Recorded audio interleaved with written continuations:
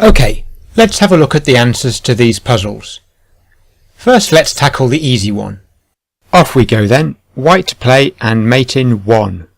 And we have to check all 8 squares. The pawns cover the 3rd rank, the g5 bishop attacks both the squares on the 4th rank, and the other bishop and rook cover the 5th rank. So the black king is stuck, and we only have to find a way to give check.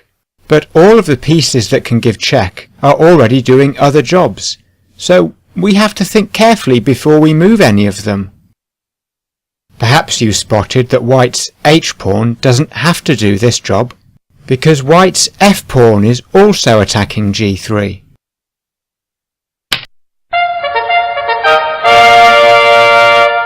Could we have given checkmate with the f-pawn instead? No, it's pinned. Medium puzzle now, black to play and give checkmate in 2 moves.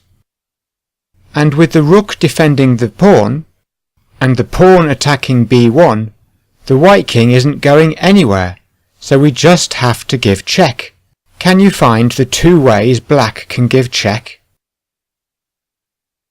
Here are the 2 checks, but white's queen has both these squares covered, except that the queen can't do both those jobs by herself. How can black take advantage?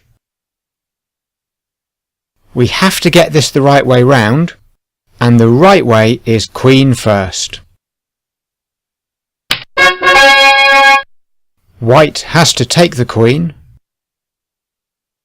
and now the b3 square is unguarded.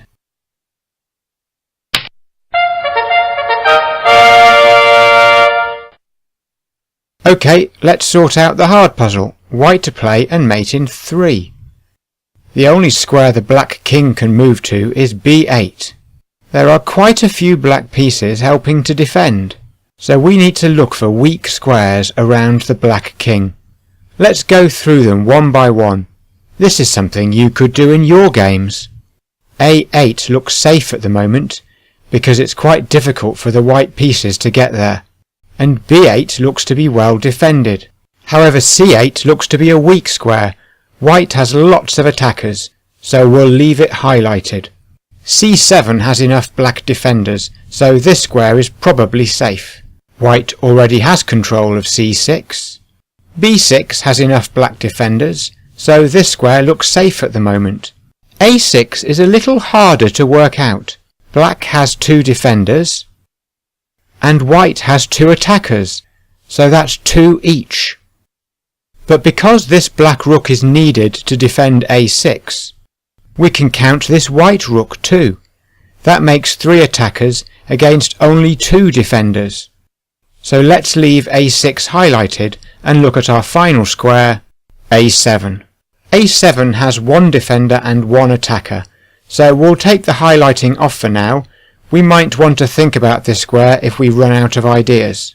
And as we already have a piece on c6, let's look at moving a piece to a6 or c8. Here are the choices. Let's look at checks first.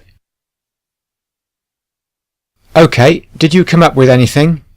After the bishop check, the black king has to move to b8, but then the white bishop's in the way a bit. After a bit of a fight on a6,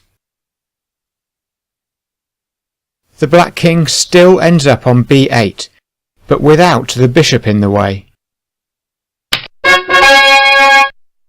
The black king could go back to b8 right now, but then white gives checkmate 1 move earlier.